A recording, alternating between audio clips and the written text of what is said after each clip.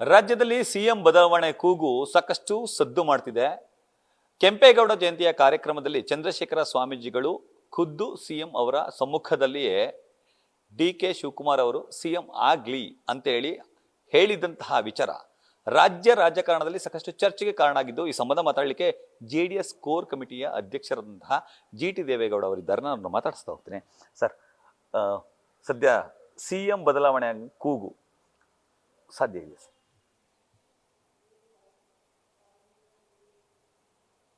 CM ಬದಲಾವಣೆ ಕೂಗು ಎಲ್ಲರಿಗೂ ಕೂಡ ಗೊತ್ತಿರ್ತಕ್ಕಂಥ ವಿಚಾರ. ಕಾಂಗ್ರೆಸ್ ಪಕ್ಷದ ಹೈಕಮಾಂಡೇ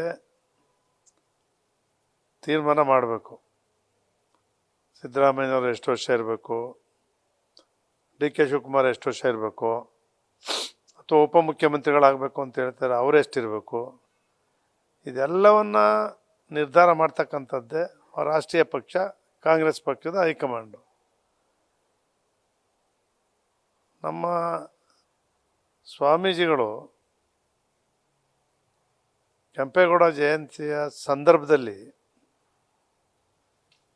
ಏನು ಮಾತಾಡಿದ್ದಾರೆ, ಚಂದ್ರಶೇಖರ ಸ್ವಾಮೀಜಿಯವರು ಅವರು ಯಾವುದೇ ತಳುಕು ಅಥವಾ ಬೇರೆಯವ್ರ ರೀತಿ ಅವರಲ್ಲ. ಅವ್ರಿಗೆ ಮನಸ್ಸಲ್ಲಿ ಏನಿರುತ್ತೆ ಅದನ್ನು ಹೇಳ್ತಾರೆ. ಈಗ ಸಿದ್ದರಾಮಯ್ಯನವರು ಮುಖ್ಯಮಂತ್ರಿ ಆಗಬೇಕು ಅಂತೇಳಿ ಕುರುಬರ ಮಠದ ಸ್ವಾಮೀಜಿಗಳು ಕೂಗಲಿಲ್ವೇ? ಎಲ್ಲ ಕಡೆ ವೇದಿಕೆ ಮೇಲೆ ಹೇಳಲಿಲ್ವೇ? ಅದನ್ನು ತಪ್ಪು ಅಂತ ಯಾರು ಹೇಳಿದ್ರೆ? ಏನೋ ಸಮಾಜದ ಸ್ವಾಮೀಜಿಗಳಾಗಿದ್ದಾರೆ, ಆ ಸಮಾಜದಲ್ಲಿ ಮುಖ್ಯಮಂತ್ರಿ ಆಗಬೇಕು ಅಂತಕ್ಕಂಥ ಪ್ರೀತಿಯಿಂದ ಕುರುಬ ಸಮುದಾಯದ ಸ್ವಾಮೀಜಿಗಳು ಹೇಳಿದರು. ಹಂಗೆ ಸಿದ್ದರಾಮಯ್ಯನವರು ಕೂಡ ಮುಖ್ಯಮಂತ್ರಿ ಆಗಿದ್ದಾರೆ.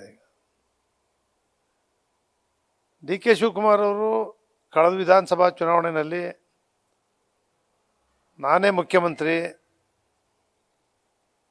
ಎಸ್.ಎಂ. ಕೃಷ್ಣ ಆಗಿದ್ದಾರೆ, ಕುಮಾರಸ್ವಾಮಿ ಆಗಿದ್ದಾರೆ, ಸದಾನಂದ ಗೌಡರು ಆಗಿದ್ದಾರೆ, ನನಗೊಂದು ಅವಕಾಶ ಕೊಡಿ ಅಂತ ಓಪನ್ ಆಗಿ ರಾಜ್ಯದ ಮತದಾರರಲ್ಲಿ ಅವರು ಮನವಿ ಮಾಡಿದ್ದು ಎಲ್ಲರಿಗೂ ಗೊತ್ತಿರ್ತಕ್ಕಂಥ ವಿಚಾರ. ಅದು ಹಂಗೆ ಎಲ್ರಿಗೂ ಮನಸ್ಸಲ್ಲಿ ಉಳ್ಕೊಂಬಂದಿದೆ. ಅದೇ ಪಾಪ ಕೆಂಪೇಗೌಡರ ಸಮಾವೇಶದಲ್ಲಿ ಒಕ್ಕಲಿಗ ಮಠದ ಚಂದ್ರಶೇಖರ ಸ್ವಾಮೀಜಿ ಒಕ್ಕಲಿಗರ ಪರವಾಗಿ ಮಾತಾಡದೆ ಬೇರೆ ಯಾರ ಬಗ್ಗೆ ಮಾತಾಡ್ಲಿಕ್ಕೆ ಸಾಧ್ಯ? ಅದನ್ನು ಅವರ ಅಭಿಪ್ರಾಯವನ್ನು ಮುಕ್ತವಾಗಿ ವ್ಯಕ್ತಪಡಿಸಿದ್ದಾರೆ. ಅದರಲ್ಲೂ ಮುಖ್ಯಮಂತ್ರಿಗಳಿಗೆ ನೇರವಾಗಿ ಮನವಿ ಮಾಡಿದ್ದಾರೆ. ಅವ್ರು ಮನವಿ ಮಾಡಿದಟ್ಟಿಗೆ ಮುಖ್ಯಮಂತ್ರಿ ಬಿಟ್ಬಿಡ್ಬೇಕು ಅಂತಿಲ್ಲ. ಆದರೆ ಅವ್ರ ಮನಸ್ಸಲ್ಲಿ ಇರ್ತಕ್ಕಂಥದ್ದನ್ನು ಆ ಸಂದರ್ಭದಲ್ಲಿ ಆ ಸಮಾಜದ ಸ್ವಾಮೀಜಿಯಾಗಿ ಹೇಳಿದ್ದಾರೆ. ಅದೇನು ತಪ್ಪಿದೆ ಸರ್? ಈಗ ಸ್ವಾಮೀಜಿಯವರ ಮಾತಿಗೆ ನಿಮ್ಮ ಸಹಮತವೂ ಇದೆ ಅಂತ?